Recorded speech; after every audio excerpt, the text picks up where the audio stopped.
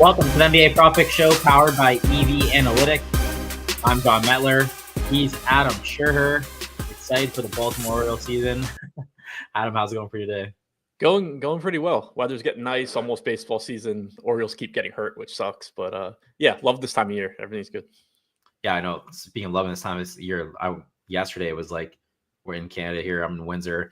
It's like 55, sunny. And you're like, oh, life is good again. We're outside walking the dog. Something about like that sun just makes everything so much nicer and stuff. Make sure you like, comment, subscribe to the channel here. Adam, we're 51.40 on the year, plus 16.37 units. We swept last Thursday. Wendell Kerr Jr. 2 times. He goes under. Zach Collins went under as well. And now, Trey Murphy. I don't even think Trey Murphy had an assist if I'm thinking about the right game. But Zach Collins, didn't he? I think he fouled out with like 14 minutes. Zach Collins barely played. Yeah, it was like I couldn't. I remember seeing the minutes when I checked the box score to see how we were doing, and it was like way down. And I was like, "Is he injured?" And then it looked at the foul. He was just in foul trouble. So crazy foul trouble. So we sweep. We're plus 16.37 units on the year. Was there anything on the board you saw today where you're like projections showing good, but I'm gonna pass on this one. I don't really like it from like a manual adjustments kind of side of things. Yeah, nothing super specific. Nick Batum right now, there's a Nick Batum assist bet at the top of the board that I skipped over. That wasn't really anything to do with Batum specifically, but the Clippers did play yesterday. We don't know what exactly things are going to look like today. And it was an over, surprisingly. So I was just a little concerned, with the back-to-back, does he start still? So it was with like a 27-minute projection. And I skipped it just because we don't know what the Clippers are going to do. I know the one Trey Murphy. So we went under his assist last show. Last night he opened 4.5 under 4.5. Under the 4.5 was plus 120. I was like, oh, that's gonna get run back on the show. I bet last night, and then I wake up this morning minus 180 for the under. So I got absolutely nuked. So that one's long gone. So that's not one of the picks today. I'm sure it probably would have been. I actually see. So it's not one for the show, but it does grade out as a profitable one. Under 3.5 Trey Murphy assists at plus 125. Yeah, so that kind of highlights the 4.5.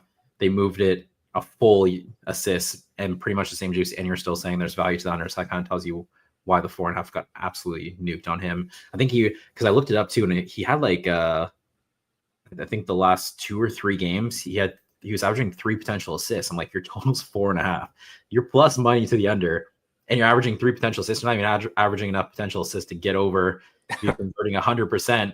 Then we're also playing that game where we kind of keep playing with them where at some point 36 minutes is not the correct projection for them.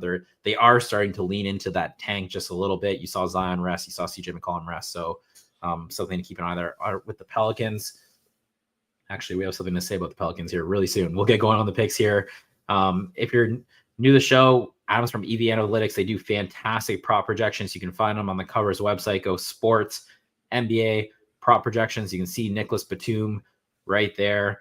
Or a lot of projections. We're just going to provide a little context to those numbers. If you're new to the release procedure, we have 3 bets for you. We always give out 3. Tell you the game we're betting on, the prop market, the team, the player. Then we'll have Adam put those numbers to work against the market. Let's get going here. We are everywhere today. So whatever apps you have, fire them up. We're going to 365 first for the very first one here. And it is that New Orleans Pelicans Clippers game. And we're looking at the assist market.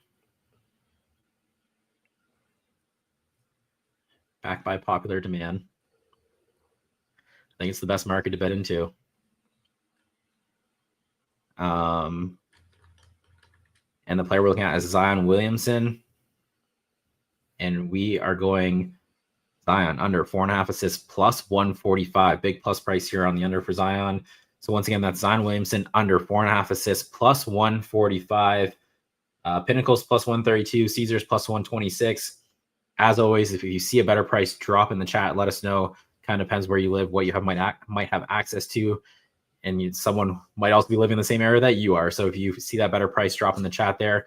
Once again, Zion Williamson under 4.5 assists plus 145. Adam, you want to break this one down? Yeah, I was really surprised to see plus 145 as the price here in this spot. On as far as like Zion getting opportunities, they'll certainly be there. He leads the team in potential assists since DeJounte Murray's injury at 12, but it's not a team that really has great scoring, outside of him. He's only converting on average 5.3 of those potential assists per game. So low conversion rate, even though he's getting 12 opportunities overall, like I said, 5 to 5.5 converted assists per game. And then you're getting this matchup against the Clippers where they're a bottom 10 team in pace. They're a top 5 team in defensive rating. They're bottom 10 in assists per game allowed, which isn't surprising given the pace they play at and that they're a quality defensive team. And you're getting plus 145 on essentially Zion just having a below average game and assists. It looks like a really, really good price. Yeah, the plus 145 is obviously really loud. That's a big plus price here. I think it also kind of plays into, we're talking about like that tanking angle with the Pelicans. I think a good example, just because they're playing tonight, if the Pacers and Bucks are playing each other, they're the 4, the 5 in Eastern Conference. Tonight's game could literally decide maybe who gets home court advantage in that series. Obviously, like a head-to-head or whatever. It's an important game, is what I'm getting at. And if you're down 15 in the fourth quarter, those starters might stay because you're like, we can maybe catch them. We can maybe win this game. If you're the Pelicans and you're a 6.5 point dog against the Clippers and you're down 15 in the fourth quarter, Zion Williamson is already someone you don't really play heavy minutes for. You do rest him on back-to-backs and things like that. And if you're down 15, it's kind of what you want at this point in the season. So are they really rushing to get him back into a game to make a comeback? I don't think so. I think that's and also to your point too, like one of the first things I checked when I saw that Zion unders were showing up was to make sure that his minutes projection was a little bit higher than normal. And it's at 28.5, but we have seen the Pels actually ramping up his minutes a little bit, where for a pretty long stretch, you just were not getting more than 28 or 29 minutes, no matter what. Now in a perfectly competitive game, you can get into the low 30s, but we have him projected at 28.5 minutes, which again, I think is a very fair median projection. It is higher than it would have been, a few weeks ago. And like you're saying, the spread in this game isn't massive, but I've mentioned it, a lot on these shows, that the correlation between spread and whether a game actually blows out is probably a lot lower than people tend to think. And there is just always going to be blowout risk. And then to your point, if this is a game where it's kind of like right on the fringe, 6-7 minutes to go in the fourth quarter, there are, it's a legitimate question of, does he come back? Granted, I think he is normally on the floor at the start of the fourth quarter, which does help a little bit. But the flip side to that is his normal rotation, we'll have him on the floor at the start of the fourth, and then he'll sub out at like the 7 or 8 minute mark. So you actually need the game to be competitive at the end for the last 3 or 4 minutes for him to actually get those last 3 or 4 minutes. Which could be tougher. Right. If there's a better chance it's more competitive around the 8 minute mark than the 4 minute mark. So, like I think it's kind of a situation with him because of his rotations where like you're very, very likely to get to 26 or 27, but to actually get to like 29, 30, 31, like this game actually needs to be competitive until the end. Yeah, I noticed this too the other night. I forget the team, but same thing. If you're looking at, I'll use the Pacers Bucks, competitive game, it means a lot. Like you'll literally see, like, say Giannis is standing at the scorer's table and a minute goes by, 2 minutes go by, and they want him in the game. Like there's just no whistle. Like a coach will call a timeout to get your stars back in the game because too many minutes are wasting. Again, it's like if you're the Pelicans and Zion's sitting at the table and like 1 minute go by, 2 minutes go by, you're like, you're not like, are you really going to call a timeout to get him back in? You're not trying to win. It's funny because you break these all down and it sounds really silly. You're like, but in the end, like it can be the difference. Like that's how tight betting numbers are. And like that could be the difference between, like you're saying 28 minutes or maybe 25, where he just sits at the table and they don't really care to call a timeout and put him in because they're not trying to win. It's a factor. And it's a factor for a lot of teams coming down the stretch here. And you're seeing the tanking kind of ramp up here because it's not just Cooper Flag. It's also Ace Bailey, the Harper, I'm blanking on his name. Is it Dylan Harper? Is Ron Harper the dad? I don't remember. Yeah, Ron Harper's the dad. Ron Harper's dad. Dylan Harper.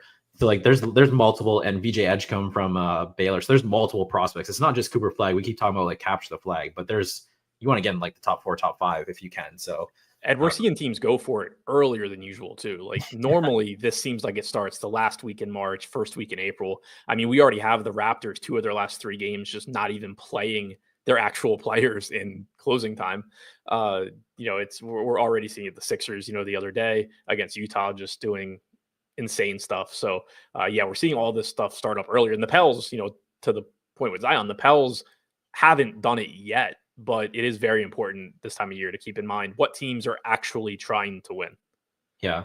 And Bobby Newport saying Zion flipped to 5.5 on DraftKings, at least for the moment. I'm assuming you still want the 4.5 plus money. It's the edge is probably better there versus the heavy juice 5.5. There's multiple plus money 4.5 we're seeing elsewhere.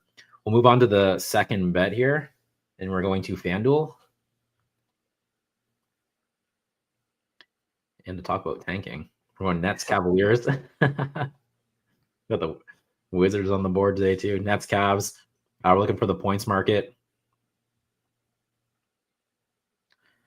And the player we're looking for is Cam Thomas. And we're going under 22.5 points, minus 118. So that's Cam Thomas under 22.5 points, minus 118.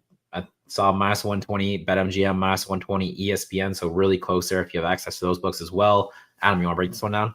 Yeah, there's a lot of reasons to like this one, I think. Starting with, I guess, a negative, this is the back-to-back for Brooklyn. Cam Thomas sat yesterday. There is some chance that Cameron Johnson sits today, I would think, and so you truly just get an offense running through Cam Thomas. But obviously a tough matchup against Cleveland and an 18-point spread. I mentioned a second ago that spread probably doesn't correlate to blowouts as much as people think.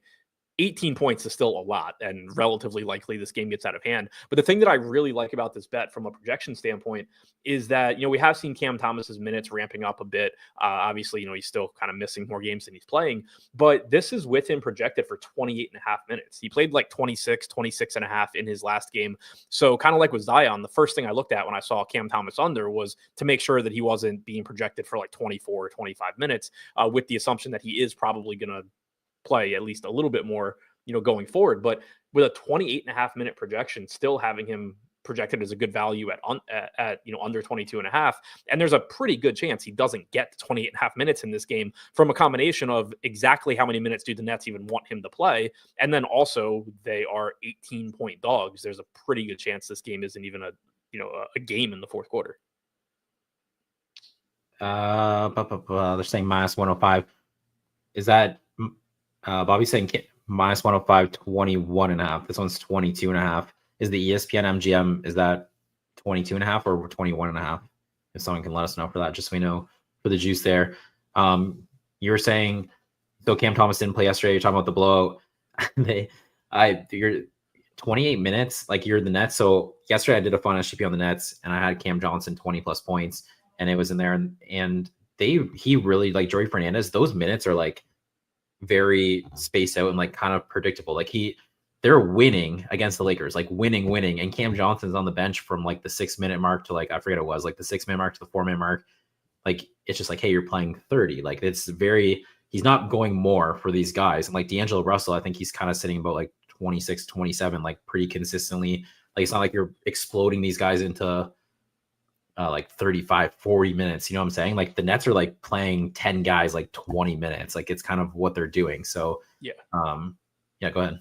Yeah, consistent 10-man rotations for them. And I did misspeak. He played 26 minutes 2 games ago against Golden State. Last game against Charlotte, he got up to 29. But again, your 28.5, I think, is a very healthy projection for a game where they're 18-point dogs. And to your point, like we've seen kind of no matter who's in or out from the Nets in general, they've been running a 10-man rotation. It's just been next guy up. We haven't seen them, if they're missing a couple guys, go to 8 or 9. So even if, you do have like Cam Johnson resting today, that would increase the usage that you expect for Cam Thomas, but it's unlikely to make it so he just goes out there and plays 36 minutes or something because they're just going to backfill with whatever the next guy off the bench is that can go play 15, 16 minutes. So, I think if this game is competitive down to the end, you're probably getting like 30 minutes from Cam Thomas, but that kind of makes it, if you do assume that the upper end of his minutes range is somewhere around 30 and a half, 31 minutes, it kind of really skews his potential minutes to the lower end where projecting 28 and a half, if anything, is probably over projecting a little bit when you think about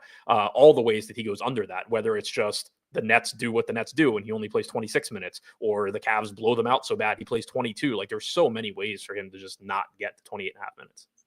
Yeah.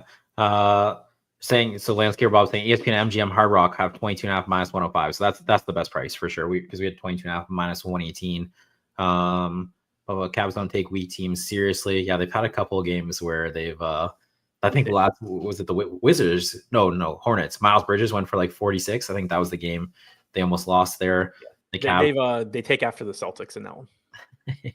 yeah. So they do have, but I even like you were saying, they backfill the minutes. Like they don't. It doesn't matter who. Like you could rule out Cam Johnson, D'Angelo Russell. Obviously, the usage might change a little bit for Cam Thomas, but it's not like Tom Thibodeau where it's like, oh, Jalen Brunson's out, Miles McBride or Josh Hart, you're playing 45 minutes. Right. Like we don't increase the rotation. We just increase the minutes. That's not how the Nets play. Like you said, it's 10 guys, it's 20 minutes. Someone else will just get those minutes. So I think like 28 and a half, like you're saying, I think that's very fair for Cam Thomas. And even if it is competitive, I don't think he kind of really exceeds that. Like you were saying, like it's probably closer to 30. If it's not competitive, like you're saying, there's tons of different ways this could go more towards your favor for the under. So yeah. Do you like that? Yeah, and just to clarify, as far as him saying not to bet the Cavs blowout, it's not saying like, oh, I think he plays 24 minutes. That's why I like this bet. It's at a 28.5-minute projection. This bet shows value. And then you're just talking about the additional outs, the ways that you don't even get to those 28.5 minutes. Yeah. Yeah. I think when you're betting, you're always looking at like worst case scenario. And your worst case scenario is game's competitive. He plays 30, 31 minutes and you're still, you think you have an edge still. So like the real worst case scenario is if the game's competitive and he plays 30, 31 minutes, he probably went over because who else is scoring enough to keep the game competitive? Yeah, but, true. Outside of that. Yeah. So the second bet is Cam Thomas under 22.5 points, minus 118 FanDuel. Move to the third bet here. And we're going to DraftKings. And we're looking for the Wizards Pistons game. Just like a full tank job on the NBA prop pick show today. We're going points market. And the player we're looking for is Jordan Poole, Adam's favorite player. This one moved on us. I think we had 22.5 minus 125 under. So Jordan Poole under 22.5 points, minus 125 DraftKings. That's not what we're seeing here. But the thing was we can't pull it up. But the best price I actually saw was Jordan Poole under 22.5 points, minus 115 ESPN. And then there's minus 117 Pinnacle in that 22.5. So it's actually better than the one we're going to pull up on the screen. I was going to explain that. So if someone can drop us in the chat, does ESPN still have 22.5 minus 115? If someone can check that for us in the States, that would be very helpful. Adam, you want to break this one down? Yeah.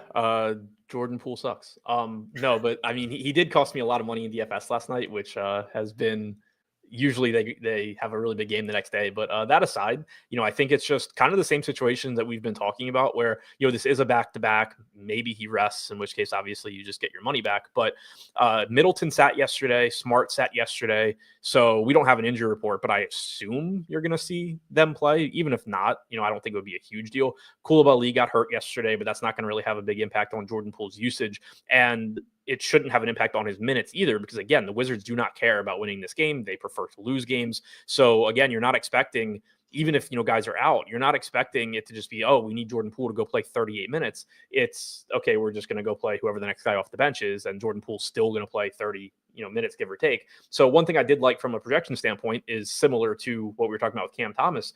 We have a 31.5-minute projection on Jordan Poole. I don't even know the last time he went over 31 minutes in a game. In competitive games lately, he's generally been landing like right at 31 minutes. So if anything, I would say that the minutes projection is high from a median standpoint. And then you're getting, a Detroit team that has played at the fastest pace over the last month, which obviously isn't ideal for an under here, but they are a solid team defensively. And then Poole, of course, he can get hot and he'll get plenty of opportunities to score, but it's not like he's an efficient scorer. More often than not, he's just trying to get there by volume, and he's probably going to play upper 20s in minutes. There is, of course, blowout risk here. Washington is very, very bad. They're 15-point dogs on the road on a back-to-back. So it's really similar, I think, to the Cam Thomas bet, where very clearly he's the number one scorer on the team. And if Washington hangs in this game and is competitive, he's probably having a big game. But the projection that we're using that still shows value here is, if anything, erring on the high side, I think, given, everything that we know about Washington's motivations and the matchup and the spread and all of that. Yeah, I was going to bring up this question here. Dell just flashed on the screen. So we need to lock in a price here because the 22.5 minus 125 has gone across the board. It does look like Pinnacle, I just checked quickly, was now 22.5 minus 160 to the under. Are you good with what was the DraftKings? It was 21.5 minus 110. Is that what DraftKings had? Are you good if we roll with that number? Is that still good to you? Yeah, it's good. It's in like the next tier down. Okay. But yeah, it's still good. Okay, so we'll do 20. Okay, the DraftKings is 21.5 minus 110. So we'll, for our record, we're gonna put 21.5 minus 110. FanDuel's minus 112. So it's pretty close there. ESPN was minus 125, dropped down to 21.5. 21.5 minus 150. Okay. Yeah, so we'll lock in 21.5 minus 110 for our Jordan Poole bet there. Like you were saying, Chris Middleton, they're kind of keeping out back end or either the front or the back end back to back. If he sat yesterday, I'm assuming he's playing today. So I feel like he's in the lineup. And Marcus Smart was the other one. They both sat yesterday. So I feel like those are two guys that could be in, like you were saying, Bilal Coulibaly. Did he leave yesterday with an injury? Yeah, he played one rotation, left, didn't come back. I assume he's not playing today. He's not playing. And Bub Carrington left but came back, right? I think so, yeah. He definitely left. Yeah, he left and came back. He left and came back. I don't know if he re-entered the game. I wasn't watching, but I know he definitely came back to the bench. I remember seeing that notification. So even if, like you're saying, Coulibaly's out, I think Middleton and Smart are playing. I think that's why they rested the front end. They'll play the back end of the back-to-back. So those are two guys who could come in and like steal shots too. And like even looking, I mentioned it too, that even in competitive games lately, Poole's been landing like at 31 minutes. If you look at his rotation yesterday, he didn't get fourth quarter rotation in the semi blowout. To your point earlier, when it's like a 14, 15 point game, like if the Wizards cared about winning, Jordan Poole comes back and, a 15 point game yesterday, but there's no reason. But even looking at his first half rotation, 8-minute first stint, 6.5-minute second stint. So just kind of tracking to be in that 28 to 30 minute range. And that's really what I think they're going to do going forward, because there's no reason not to. Mason says this scares me. I think anything with like you're, Jordan Poole, Cam Thomas, these are two chuckers. Like these are guys who could just go out there and they could shoot 25 times and they could make shots. They could also go over 25, but you're just playing the numbers, you're playing the probabilities, you're playing the spots. The spots make sense. Everything aligns. Like there's way more paths to the under. Obviously there is a path where Jordan Poole maybe drops 40 and he takes 30 shots and they're just ridiculous step backs and like crazy 3-pointers. It's possible, but the thing is we think it's more probable to the under. So we're taking the under. So I mean, for the season, he's played 27 games without Kyle Kuzma. He's averaging 23.1 points per game in 32.2 minutes. So we're expecting him to play a couple, at least a minute or two less than that. And, again, you're talking about basically this line being his season average. Like there's nothing that's changed recently that makes Jordan Poole the only one on the team shooting. It's been the case all season long. Yeah.